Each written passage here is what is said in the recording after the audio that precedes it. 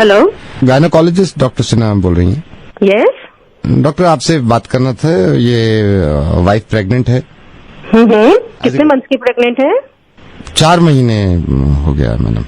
अच्छा, ओके। समझ नहीं आ रहा डॉक्टर, कैसे आपको बताएं क्योंकि आप माइंड मत करना, पता तो चल जाता है, हमारी वाइफ को भी पता चल गया था।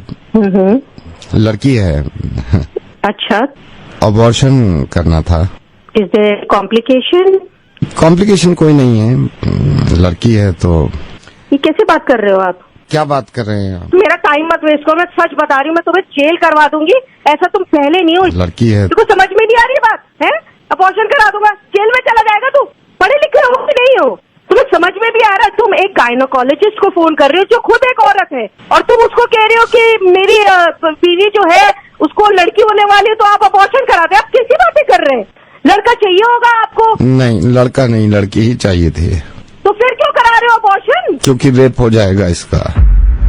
डॉक्टर, मैं ये नहीं चाहता कि इसका रेप हो जाए।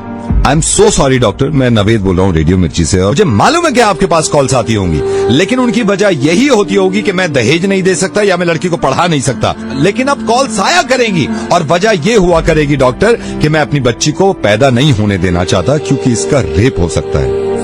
डॉक्टर, आपको मालूम है कि इंसान की फिक्र ये हुआ करती थी जब उसकी लड़की होती थी कि जब जवान हो जाएगी तो क्या होगा। डॉक्टर, वहां तक तो पहुंच ही नहीं रही है। दिल्ली में 8 महीने की बच्ची का रेप हुआ। 8 महीने की बच्ची होती कितनी, अगर वो तंदुरुस्त ना हो, इंसान के एक हाथ में आ जाती है। उसका रेप हुआ है। हम सॉरी, मैंने आपका वक्त भी ले लिया, लेकिन मैं बताना चाह रहा हूं सबको कि ये होने लगेगा, वरना इस चीज को बंद करवा दो। मेरी समझ में नहीं आता, ये स्लोगन देखने के बाद लोग खुश हो जाते हैं, बेटी बचाओ बेटी पढ़ाओ।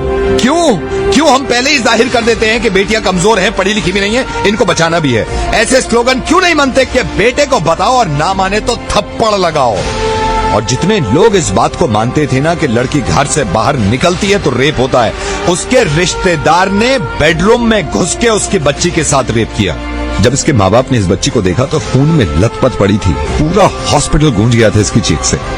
और हिंदू मुस्लिम, आप करते रहिए अपना काम एक दूसरे को बुरा भला कहने में और जुलूस निकाल के एक दूसरे को मारने में। अगर शर्म है ना थोड़ी सी, तो इनसे ज्यादा खतरनाक जो हमारे मुल्क में हो रहा है कि बच्चियों के रेप जो करते हैं, उन जानवरों को जाके सबक सिखाओ, इतनी भीड़ ले जाकर।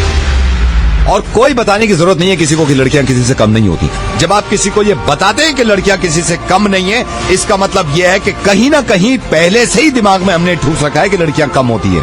100 करोड़ की आबादी में अगर एक इंसान भी मेरी आवाज सुन रहा है ना, और इसको ये लगता है कि लड़कियां देर रात घर से बाहर निकलती हैं तो रेप होते हैं, तो मुझसे बात कर ले। मैं कसम खा रहा हूं, अगर इसने मुझे हरा दिया इस चीज में, तो जिंदगी में कभी रेडियो पे नहीं आऊंगा और अपनी आवाज नहीं सुनाऊंगा।